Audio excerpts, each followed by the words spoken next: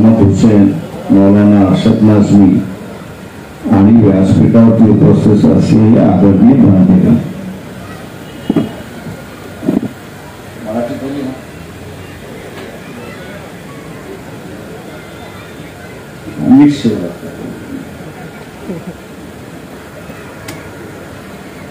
कुछ कहने के पहले मैं मुंबई प्रदेश के जो अध्यक्ष है अबुल हसन, इनका धन्यवाद करता हूं। मैं बहुत सालों से मुसलमानों की राजनीति देखते आया और मुझे छुपाने की राजनीति दिखाई,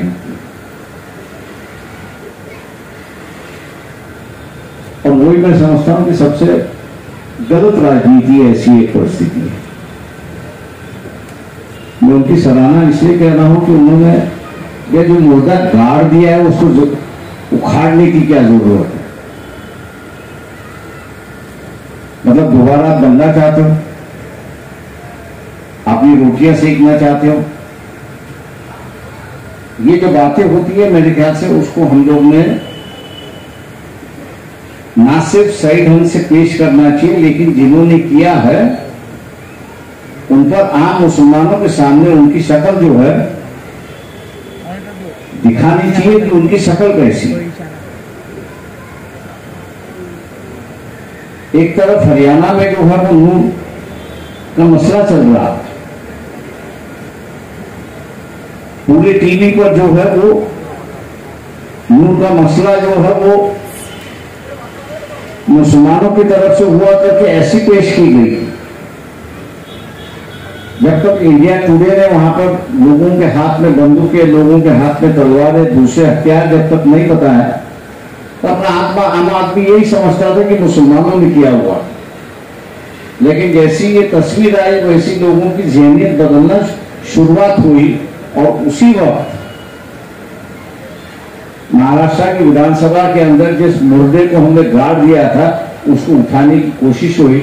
मेरे ख्याल से ऐसे लोगों से आप लोगों ने सावधान होना चाहिए, ना सिर्फ सावधान होना चाहिए लेकिन इनकी राजनीति को भी हम लोग ने पहचानना चाहिए। ये मुसलमानों के हक की राजनीति है या मुसलमानों के बर्बादी की राजनीति है,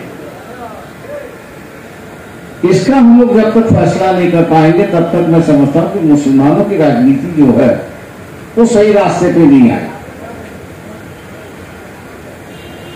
जो गलत है उसको हम लोग ने गलत कहना चाहिए, जो सही है उसको हम लोग ने सही कहना चाहिए, तब जाके लोगों की राय बनती है, लोगों को पता चलता है कि अपने हक में क्या है और अपने हक में क्या नहीं है।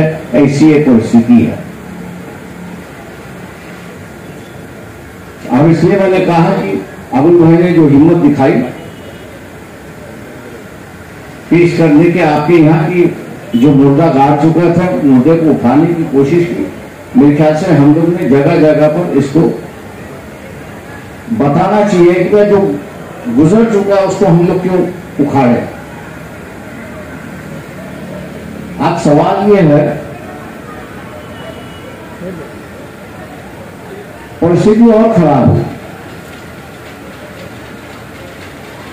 दंगे और हुई, करने की कोशिश होगी, ऐसा नहीं कि नहीं।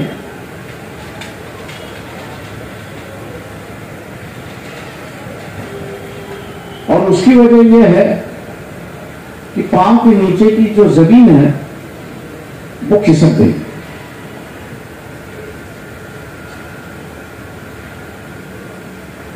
धीरे धीरे जैसे ये मणिपुर का मामला है उसी की बात करूं,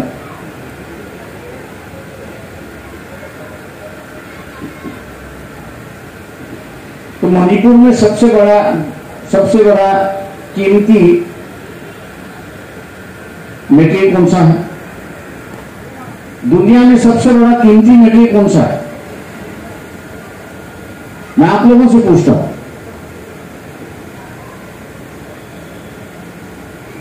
दुनिया में सबसे बड़ा कीमती मेटेरियल कौन सा है?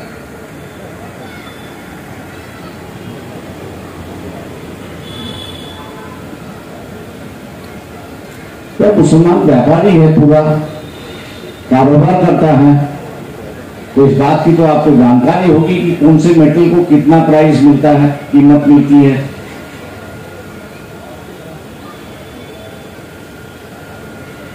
मणिपुर के जंगलों में दो चीजें की खोज होगी, एक है प्लैटिनम और दूसरा है यूरेनियम। यूरेनियम तो मान लीजिए कि उसकी कोई मोल है ही नहीं, ऐसी एक परिस्थिति है, क्योंकि उससे न्यूक्लियर बॉम्ब बनता है। सोने से ज्यादा कीमती जो है वो प्लैटिनम है, ये तो हम लोग सब जन जानते हैं।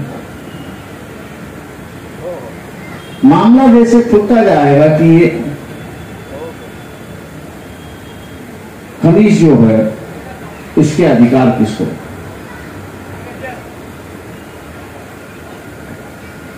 सिर्फ अधिकार ना मिले, लेकिन जो संविधान बाबा साहब ने बनाया था उसमें कई सारी खूबियां हैं। जैसे एक खूबियां मुसलमान खुद ही जानता है कि 25 और 26 जो संविधान का जो कलम है उसके मुताबिक जो है मुसलमानों के धार्मिक अधिकार जो है बरकरार है, उसमें कोई बदलाव नहीं आ सकता। या किसी ने कुछ दिन पहले इनके पी सालवे जो सबसे बड़े माहिर वकील हैं, उनका एक इंटरव्यू आया था। उस इंटरव्यू में उन्होंने कहा कि वे किसी की पर्सनल लॉ पे आंच नहीं आने दे सकती है, क्योंकि उनको संविधान में उसी तरह की हिफाजत वहां पर की। ये जैसे मुसलमानों की बात है वैसे आदिवासियों की बात है। आदिवासियों का मसला जो है वो पानी है, जंगल है, जमीन है, और इसी की वो पूजा करते हैं। नैसर्गिक तौर से अपनी जिंदगी गुजारते हैं और ये कहते हैं कि नहीं, हमारा अगर आप लोगों ने आदिवासियों का अगर जुलूस दिखा हो, उनके जो बयान होते हैं, उनका जो स्लोगन होता है कि जल जंगल जमीन हमारी, ना किसी के बाप की, तो इसी को लेके संविधान ने यह कहा है कि अगर आदिवासियों के इलाके में अगर कोई आपको कुछ करना है तो आदिवासियों की काउंसिल बनी हुई। संविधान की जो छठी शेड्यूल है, उस छठी शेड्यूल के मुताबिक आदिवासियों के जल जंगल जमीन वो जब तक इजाजत नहीं देते तब तक केंद्र सरकार भी कुछ नहीं कर सकती। अब मसला ये आया है, मैंने जैसे कहा कि सबसे बड़ी कीमती खनिज तो मिल गई, अब उसको माइनिंग करना है तो अधिकार की जरूरत है।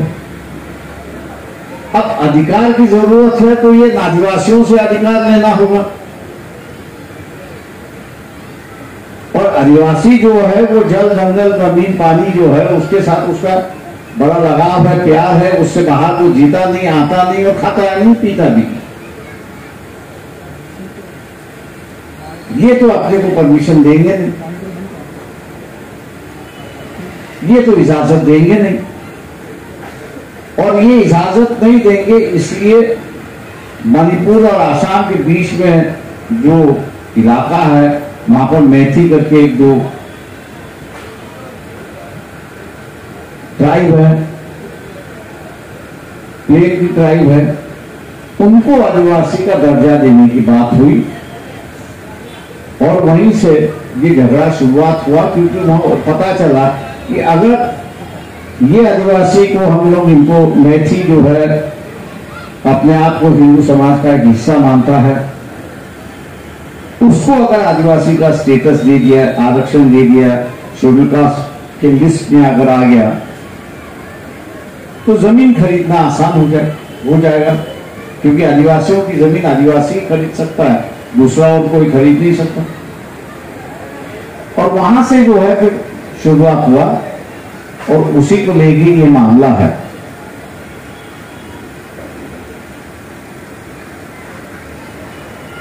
और इसलिए मैं कहता हूं जैसे जैसे इनके इरादे,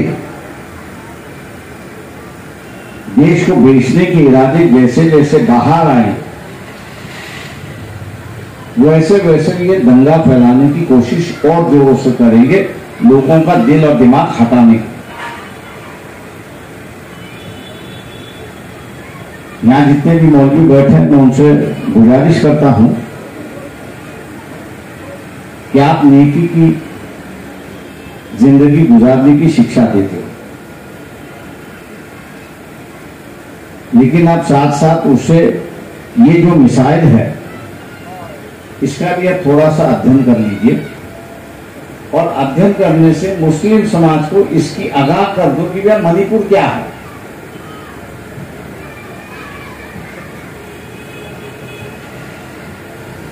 आप इसकी जब तक आगाह नहीं करेंगे तो वहां जहां कहीं मैं देखता हूं, 3-4 जगह मुझे खुद देखा है कि मुसलमान भाई वहां पर खड़ा हुआ है, वो सिर्फ सुनता है, जाते जाते उसको लोग पूछते भी है तो आपने कुछ कहा नहीं, तो इतना ही कहता आप लोगों ने कह दिया तो फिर मुझे कहने की क्या जरूरत है।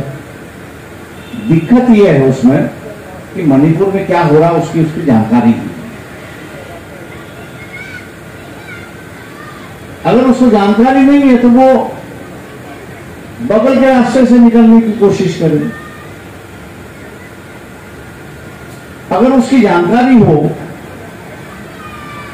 तो उसमें हिस्सा ले, अपनी राय रखेगा, और जैसे अपनी राय रखेगा, अपनी बात रखेगा, तो वहां पर लोगों को इस बात का एहसान होगा कि नहीं, मुसलमान से तो अपना ही नहीं सोच रहा है तो देश का भी सोच रहा है। तो मैं ये मानता हूं कि यहाँ मौलवी जो बैठे हुए वो इस बात की जो है वो चर्चा जरूर करें, और जैसे जैसे राजनीति बदलती जा रही है उसका भी आगाह है। अब जैसे अजित पवार जो है बीजेपी में गए, तो कई मुसलमानों पे मुझे फोन आया, बोलियों के भी है, अब क्या होगा। तो मैंने कहा आप इतना कर लीजिए, ये सवाल मुझसे किया, आप दूसरों से मत। तो बोले वजह, मैंने एनसीपी का जो वोट है वो शरद पवार के पास है या अजित पवार के पास है? बताइए, शरद पवार के पास है। मैं तो वो जब तक जाते नहीं तब तक मैंने चिंता करने की जरूरत नहीं है, जिस दिन गए उस दिन चिंता करेंगे। इसलिए मैं समझता हूं कि जो हालात बदलते जा,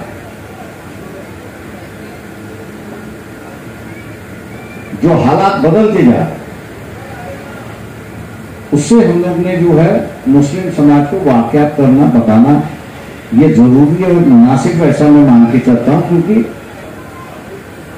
एक डर और खौफ उसके दिमाग में बैठा हुआ, और ये उम्मीद लेके बैठा हुआ है कि 2024 में एक नई सरकार आएगी जिससे ये डर और खौफ जो है वो निकल जाएगा।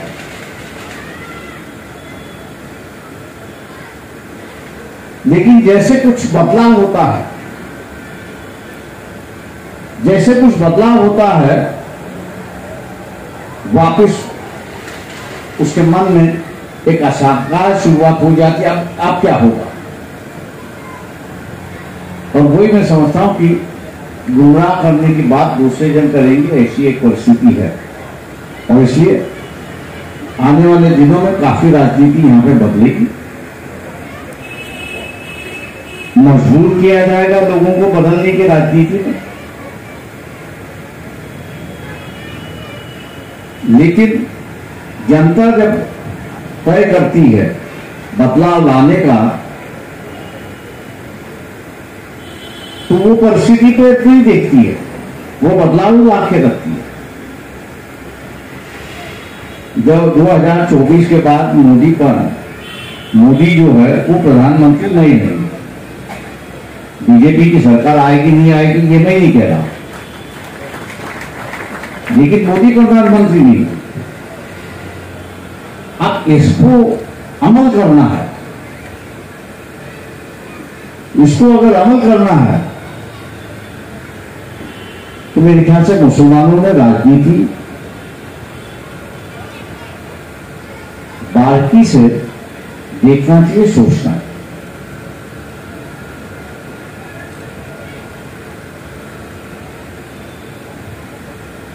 उसको हम लोग जब तक नहीं देखेंगे तब तक मैं समझता हूं कि कोई रास्ता नहीं।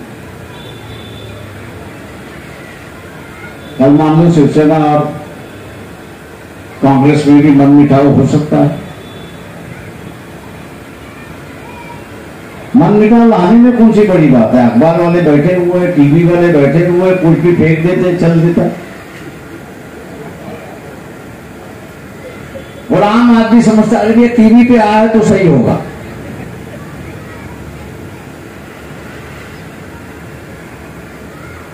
जैसे कि हरियाणा के नूह की बात है, उस वक्त महिलाओं पर काफी अत्याचार हुआ।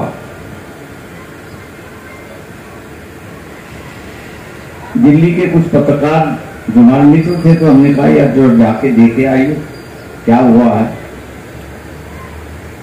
परसों वो दिल्ली से लौटा है, दिल्ली लौटा है तो उन्होंने मुझे फोन किया, बोले दंगा फसाद तो हो गया, मारपीट हो गई, गाड़ियां जला दी, घर जला दिए, मकान जला दिए, सब कुछ जला दिया, लेकिन किसी एक महिला ने पुलिस स्टेशन में आके कंप्लेन नहीं किया, पुलिस को भी नहीं कही कि भैया मुझ पर जागृति हुई या मुझ पर अत्याचार।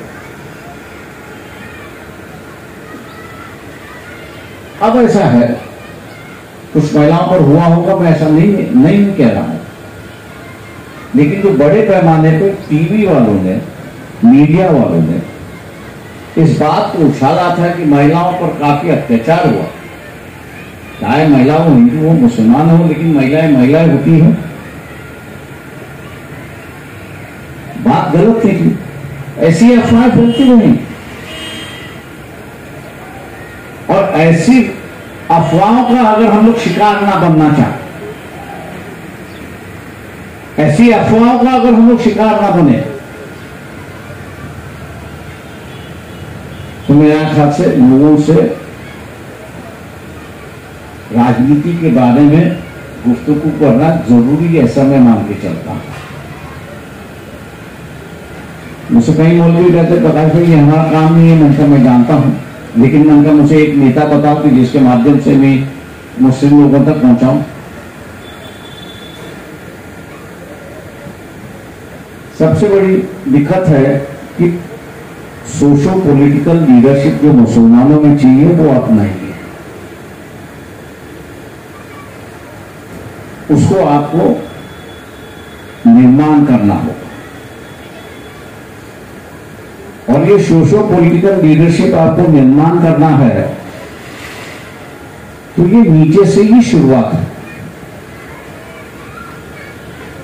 मैं नहीं कहूंगा कि विधानसभा पार्लियामेंट के इलेक्शन के वक्त हम लोग ऐसा कुछ करें कि जिससे बन बनाई परिस्थिति है वो बिगड़े, लेकिन कारपोरेशन है, स्टेट असेंबली है, वहां तो हम लोग बदलाव की राजनीति कर सकते। वहां अगर बदलाव की राजनीति अगर होती है तो मेरे ख्याल से बुनियादी राजनीतिक और सामाजिक बदलाव वहां से शुरुआत होता है, सोच की बदलाव होता है।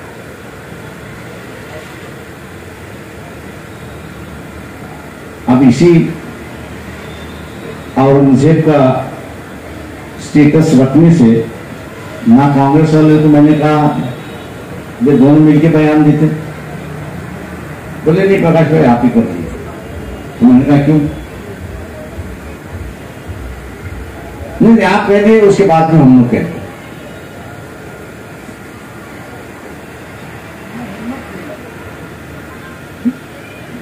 हिम्मत की बात मैं नहीं कहता हूं, लेकिन ये जो डर जैसे मुसलमानों में वैसे उनमें भी है, मैं ये नहीं कहता।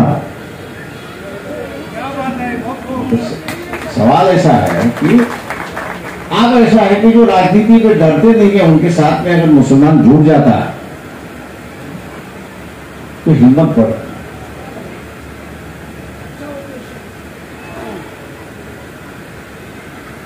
कांग्रेस वाले गलत है, मैं ऐसा नहीं कह, वो जानते हैं ये गलत है, लेकिन डर कहीं कोई बैठा हुआ है, ये कुछ कहे तो अपनी राजनीति तो नहीं खत्म होगी, अपना वजूद तो नहीं खत्म होगा। अच्छा, ये डर क्यों बैठा हुआ? मैं कहीं कांग्रेस वालों से पूछता हूं, ये डर क्यों कहता? ये पता है तो मुसलमान पहले हम लोग के साथ में नहीं थे, वो वामपंथियों के साथ में थे, समाजवादियों के साथ में थे, बाद में वो जनता दल के साथ में गए, वो नहीं रहे तो फिर हमारे साथ रहे। बोले आज वामपंथियों की हालत क्या है, समाजवादियों की हालत क्या है?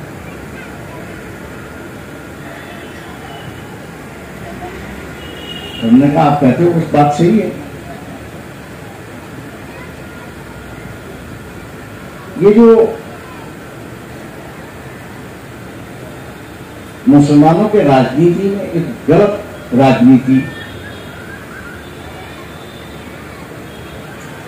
शुरुआत हो चुकी है, और वो ये है कि जीतने की राजनीति। अब मान लो यहां से जीत गया, मुझसे पहले उसने जाके औरंगजेब के कब्र पर हाजिरात देनी चाहिए थी,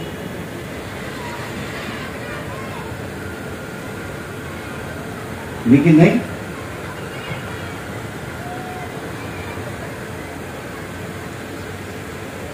समाज के अंदर जो है वो लीडरशिप पैदा करना, और ये पैदा करते करते हम लोग किसके साथ में बैठे? यहां जो डरता नहीं है, आदिवासी किससे डरता नहीं, पिछड़ा वर्ग जो है वो किसी से डरता नहीं, दलित है वो किससे डरता नहीं, और ये जो नोमैड्स है ये तो किसी को पूछते भी नहीं। अगर मुसलमानों ने अपनी कारपोरेशन की राजनीति, विधानसभा की राजनीति इनके साथ से जुड़ के अगर शुरुआत की, इससे मिल के अगर शुरुआत की, तो बुनियादी बदलाव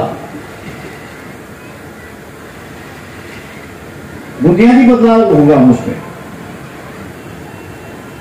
लेकिन मैं हमेशा कहता हूं कि मुसलमानों की राजनीति जो है वो गलत राजनीति है। जवान से मुसलमान सीधा सीधा कह जाता है कि जो अल्लाह ने मुझसे कहा है कि जिस पर जुल्म हो रहा है उसके साथ में मैं होना चाहिए।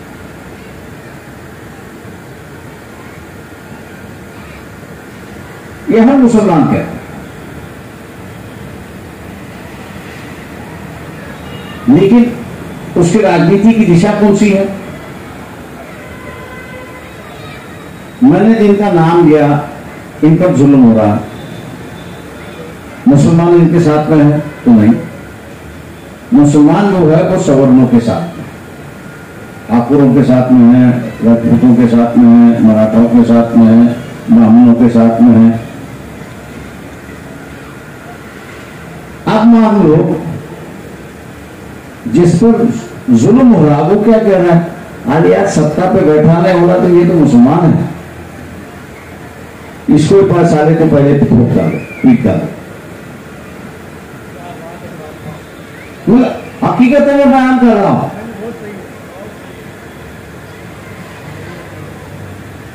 सीधे जिसके साथ में बैठ के आपकी राजनीति और सीधे गद्दा ठोक के आ जाए, और दंगा फसाद दिखाई देता है जिसमें मुसलमानों का भी नुकसान होता है, उसका भी नुकसान होता है।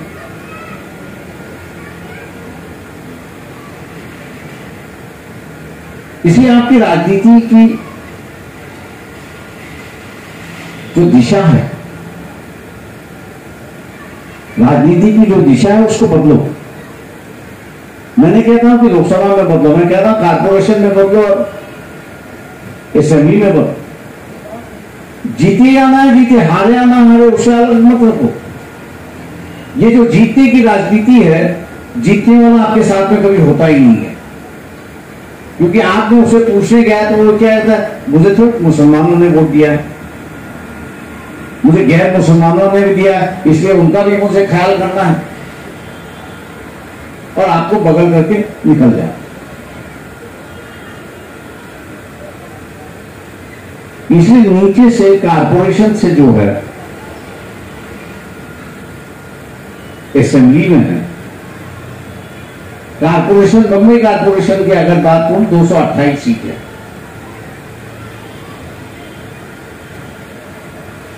मैं ज्यादा नहीं कह रहा, वंचित जिस क्षेत्र में अपना उम्मीदवार उतार देगा,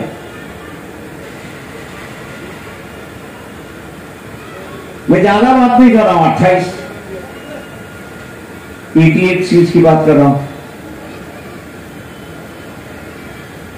अगर उस 88 सीट्स में अगर मुसलमानों ने साथ दिया तो आपको एक बदलाव दिखेगा, कि जो बदलाव आने वाले राजनीति में देश भर में आपको दिखाई देगा।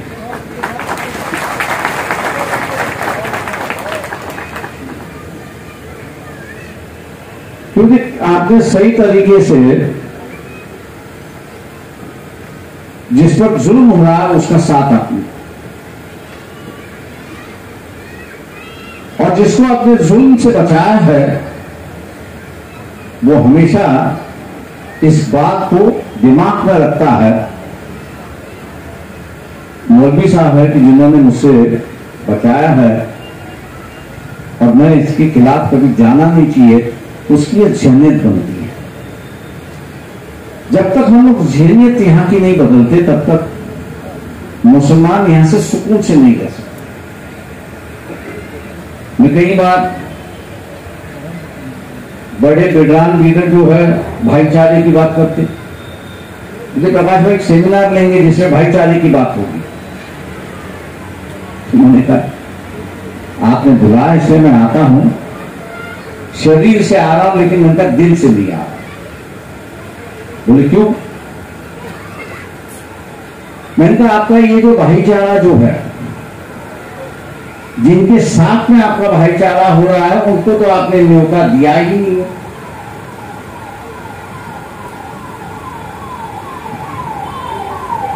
जैसे पुलिस वालों की जो पीस कमेटी दंगा हुआ तो पीस कमेटी होता है, पीस कमेटी में किसको बुलाया जाता है? 2-4 अच्छे लोगों को बुलाया जाता है, बाकी जो है दोनों तरफ की जो दंगाई है उनको ही बुलाया जाता है। चाय पान हो जाती है, बाद में पुलिस दोनों को कहती है भैया अभी जितना हो गया उतना ठीक है, नहीं तो साले ठोक डालेंगे, दंगा रुक जाती है। लेकिन दंगा मारो क्या, बदलाव की बात करें, परिस्थिति वैसी की वैसी रही। हम लोग को जो है वो बदलाव की राजनीति की शुरुआत है, और जिस दिन ये बदलाव की राजनीति की शुरुआत होगी, यहां का जो माहौल है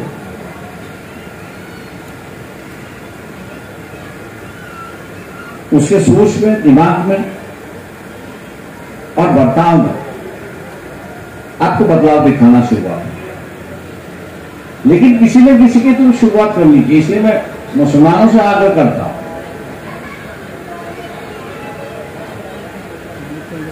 88 सीटों 80 सीट की हम लोग बात कर रहे हैं बॉम्बे कॉर्पोरेशन में। इन 28 सीटों की अगर हम लोग सही ढंग से वंचित में उम्मीदवार दिया हुआ है, बिना सोचे, जीते हारे वो अलग बात है,